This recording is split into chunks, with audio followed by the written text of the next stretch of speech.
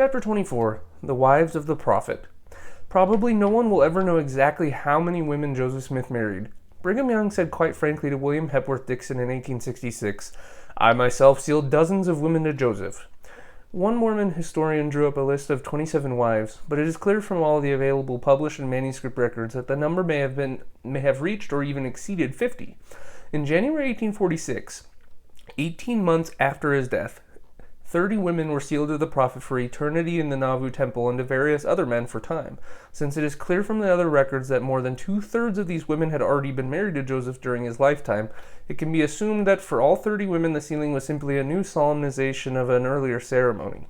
It was felt that a marriage for eternity was not truly binding unless sanctified within the temple, which had not been completed in Joseph's lifetime. In later years in Utah, scores of women were sealed to the prophet posthumously, but since it is impossible to determine how many of these had been married to him during his lifetime, they are not included here. The following list, therefore, is possibly incomplete. It contains, however, the names of several women whose relationship to the prophet is admittedly little more than presumable. The first 36 wives listed here are arranged in the approximate chronological order of their marriage to Joseph Smith. The remainder, where no marriage date can be even guessed at, are listed alphabetically. Since for most of these later the date of birth is available, and since Joseph married most of his wives during 1843 and 1844, it is possible to suggest the approximate age of each woman when married. Number 1, Emma Hale. Number 2, Fanny Alger. Number 3, Lucinda Pendleton Morgan Harris, wife of G.W. Harris. Number 4, Prescindia Huntington Buell, wife of Norman Buell. Number 5, Nancy Marinda Johnson Hyde, wife of Orson Hyde.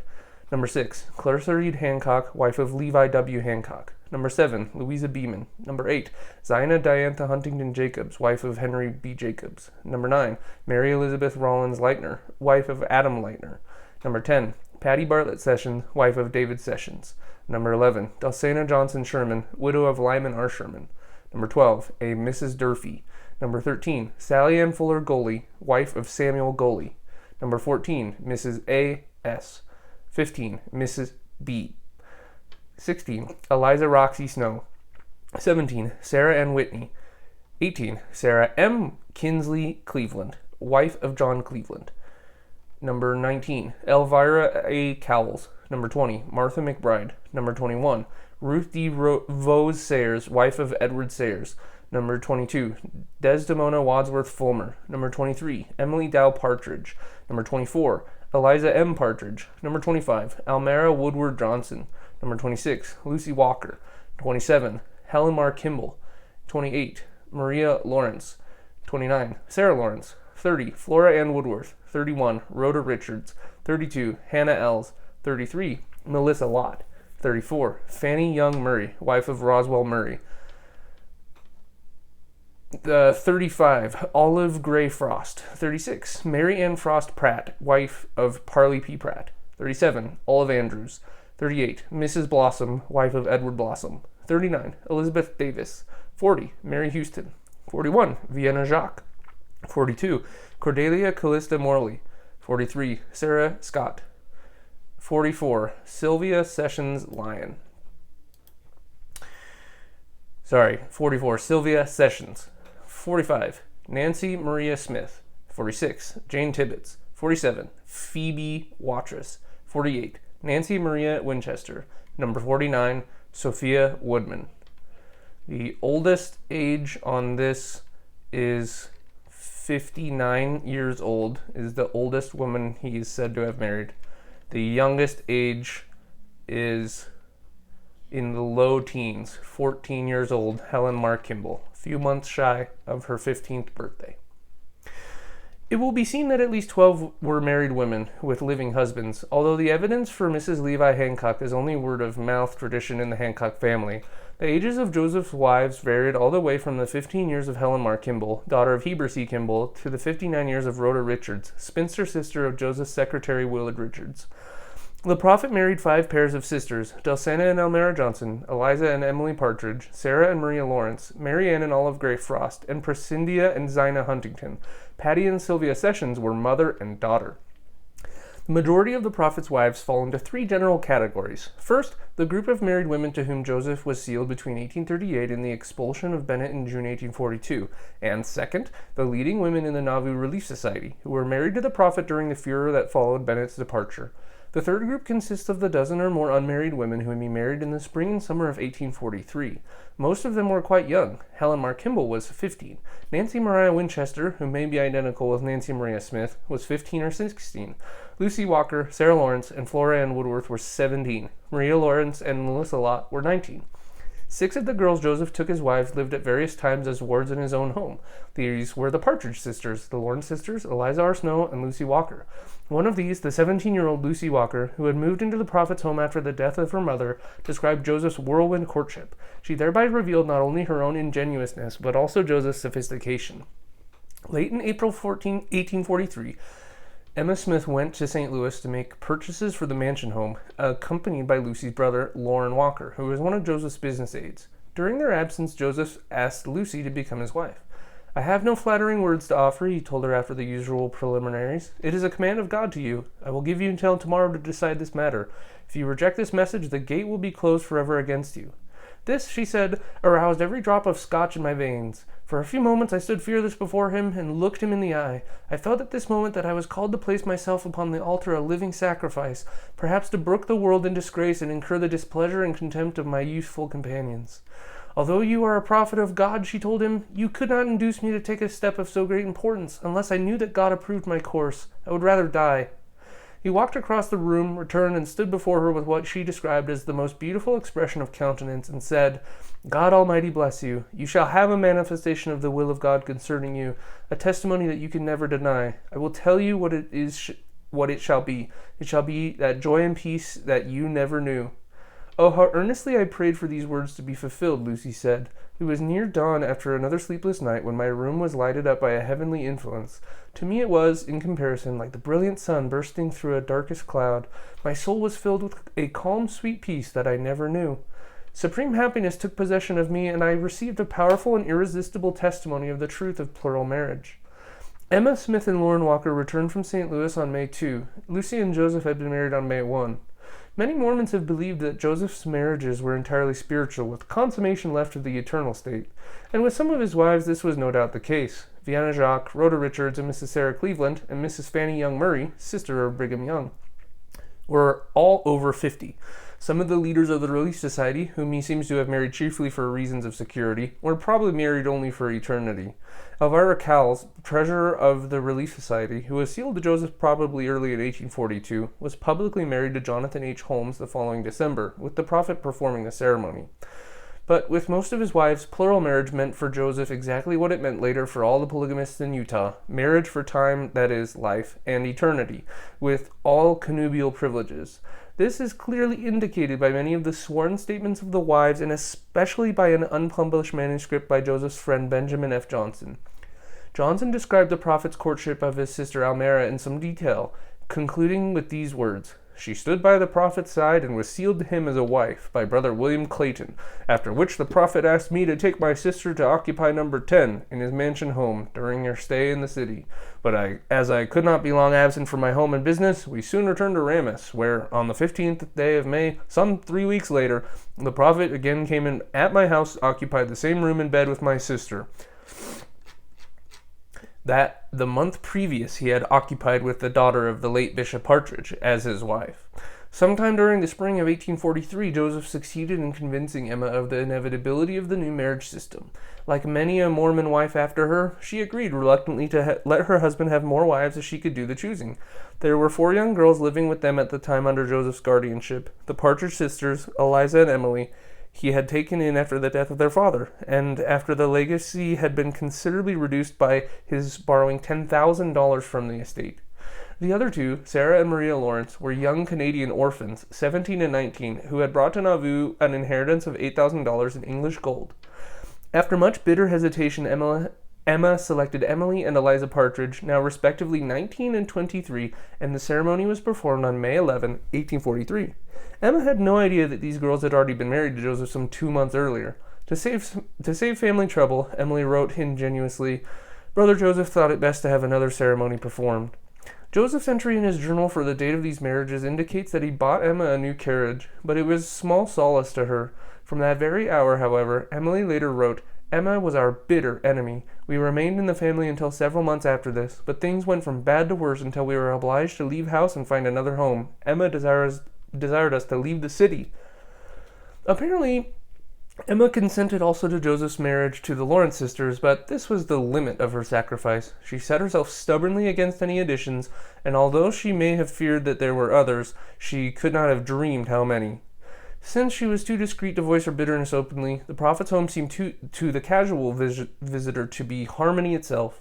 Travelers who stayed at the mansion house universally acclaimed her serenity and poise. Sister Emma, Charlotte Haven wrote back to New England, is very plain in her personal appearance, though we hear she is very intelligent and benevolent, and has great influence with her husband, and is generally beloved. She said very little to us, her whole attention being absorbed in what Joseph was saying.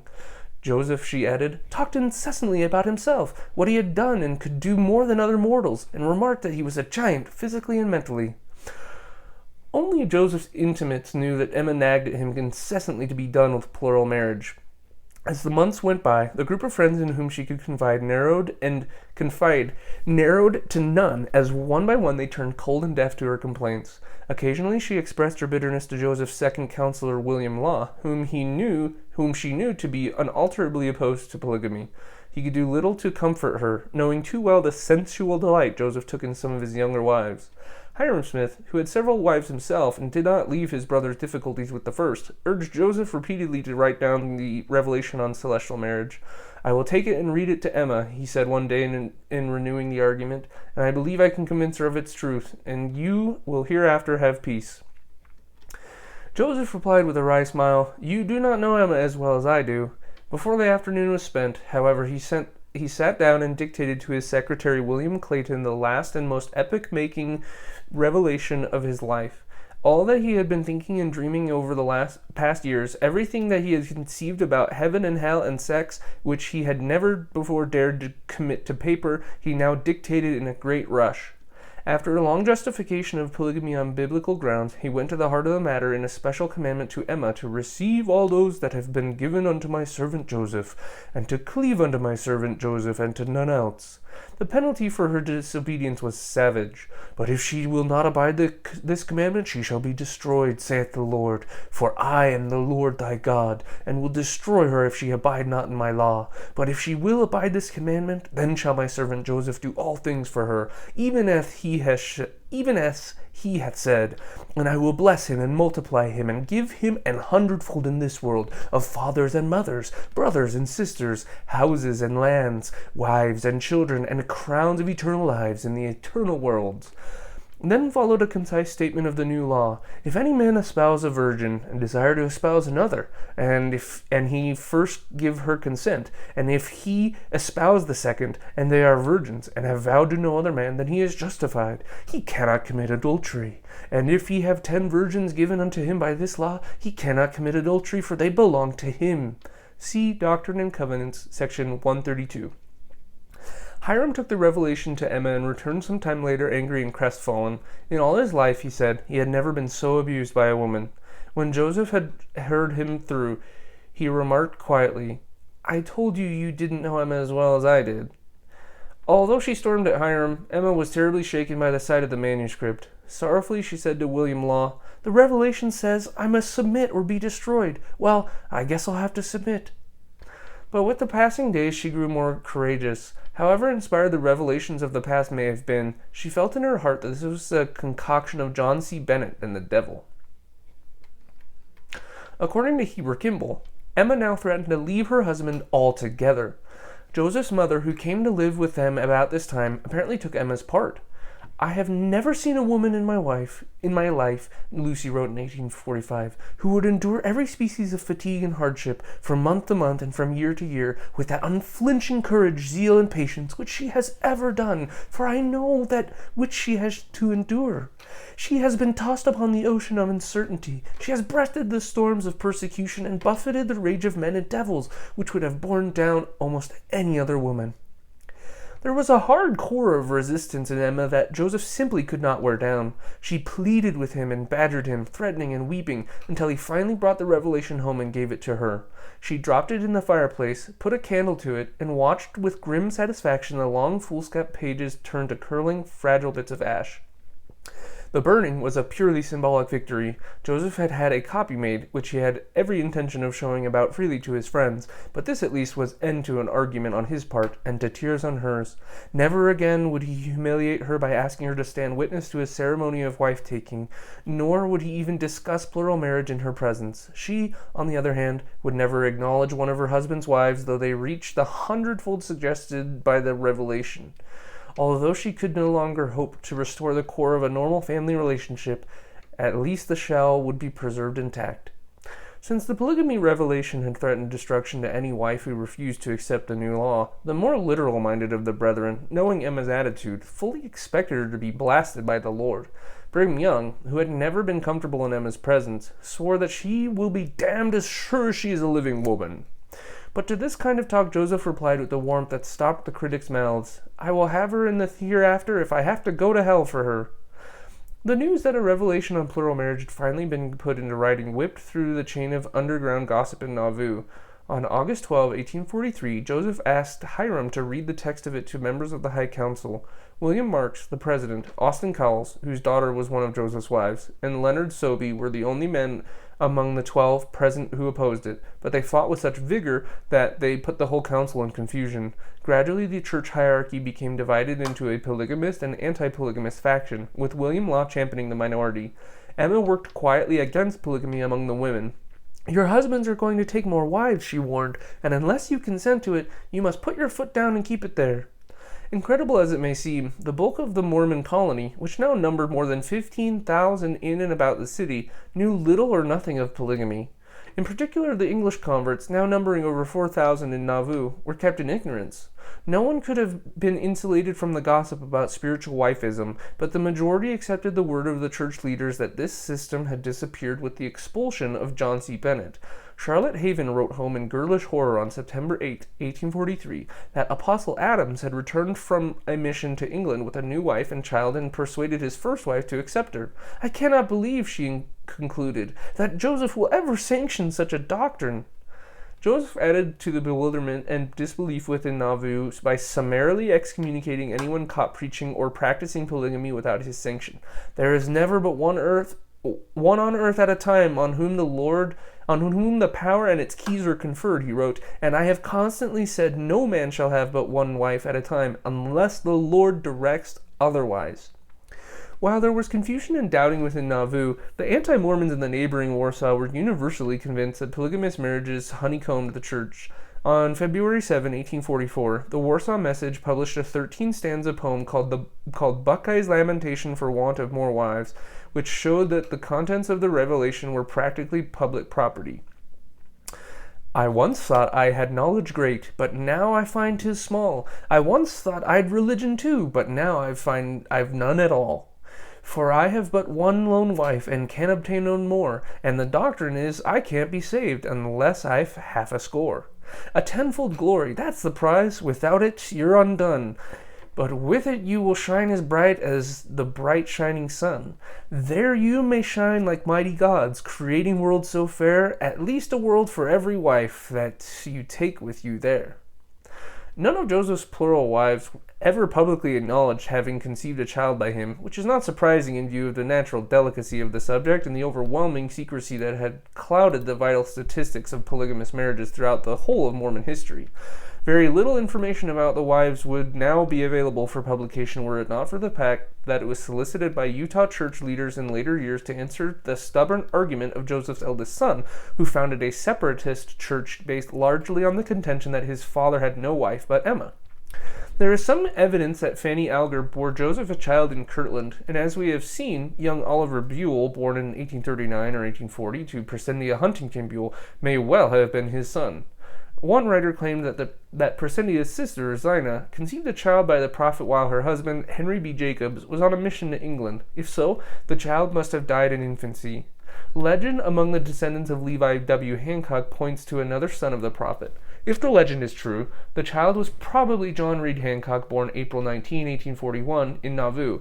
Oddly, the next Hancock child, born considerably after Joseph Smith's death, was named Levi's son, and as if to satisfy any doubt that Levi Hancock was in truth the father. Mrs. Mary Lawrence Lightner, who was married to Joseph in February 1842, bore a son in 1843 who may as easily have been the prophet's son as that of Adam Lightner. Lightner carried his wife away from Nauvoo several months after her marriage to Joseph. He never joined the church. Mrs. Orson Hyde bore two sons in Nauvoo, Orson Washington on November 9, 1843, and Frank Henry on January 23, 1845. These boys could have been Joseph's sons. Moroni Pratt, son of Mrs. Parley P. Pratt, born December 7, 1844, might also be added to this list. Of the 6 wives who lived for long periods in the mansion house, apparently only the 39-year-old poetess Eliza Snow conceived a child. She, as well as Emma, it seems, was pregnant in the spring of 1844. Eliza must have been torn between dread of the consequences and exultation at the prospect of facing the world of the mother of a prophet's son. It so happened that her bedroom in the mansion house was to the left of Joseph's, Emma being on the right. According to tradition in the Snow family, Eliza emerged one morning at the same moment as Joseph, and he caught her to him in a quick embrace. At this instant Emma opened the door and in a sudden terrible rage, for apparently she had trusted Eliza above all other women, seized a broomstick and began beating her. Eliza tried to flee, stumbled, and fell down the full flight of stairs. Still not content, Emma pursued her in a frenzy that Joseph was powerless to stop, and drove her out of the house in her nightdress. By this time the whole mansion house was awake, young Joseph and Alexander weeping and frightened at their mother's hysteria and begging her to be kind to the Aunt Eliza they adored. Joseph finally calmed his wife and indignantly ordered her to restore Eliza to her room and rights in the household. The fall, it is said, resulted in a miscarriage. After Joseph's death, Eliza married Brigham Young, but bore him no children. Considering that of the 50 or more women married, all except 4 or 5 were young enough to bear children, and at least 18 were in their teens or 20s, many of whom bore larger families, and it is astonishing that evidence of other children than these has never come to light. The fact that after the Fanny Alger scandal, Joseph for a long time deliberately and almost exclusively selected married women would indicate an overwhelming desire to avoid a repetition of that kind of trouble at least. Even the faithful Jedediah Grant felt the necessity of excusing the fact that Joseph took so many married women. Did the prophet Joseph want every man's wife he asked for? He did not. The grand object in view was to try the people of God to see what was in them. But once Joseph started in earnest marrying the virgins prescribed by the revelation, it would seem that he flung caution to the winds. Perhaps he had learned some primitive method of birth control from the sophisticated Bennett, who had been a professor of midwifery as well as an abortionist. Robert Dale Owen and Charles Knowlton, the first great exponents in America of birth control, had published in the early 30s of their famous tracts, Moral Physiology and the Fruits of Philosophy, or the Private Companion of Young Married People. Thousands of copies had been sold. While the methods these tracts detailed were by no means infallible, they were based on respectable medical science and not witchcraft. Bennett must certainly have been familiar with these publications. Or Joseph might simply have taken advantage of the frank advertisements in the New York Herald and other papers for such items as Portuguese female pills, the wonder and admiration of the world, which, however, must not be used during pregnancy as they are certain to produce miscarriage during that period, Dr. Conver's Minerva box, sent without exposure, or Madame Retzel's preventative powders, the only mild, safe, and efficacious remedy for married ladies whose health forbids a too rapid increase of family. It may be that evidence of other children born to Joseph lies buried among the manuscripts in the church library in Salt Lake City, which the Mormon authorities originally were unwilling to publish out of deference to the women themselves, who would naturally resent having their intimate secrets exposed to Gentile mockery. And now that polygamy among the majority of Mormons is dead, the leaders are not anxious to re-emphasize the fact that their prophet practiced it. Certainly they are eager to forget the magnificent immoderation with which he fulfilled the new marriage covenant. For once Joseph had succeeded to his own satisfaction in revolutionizing the Puritan concept of sin, there was no stopping him.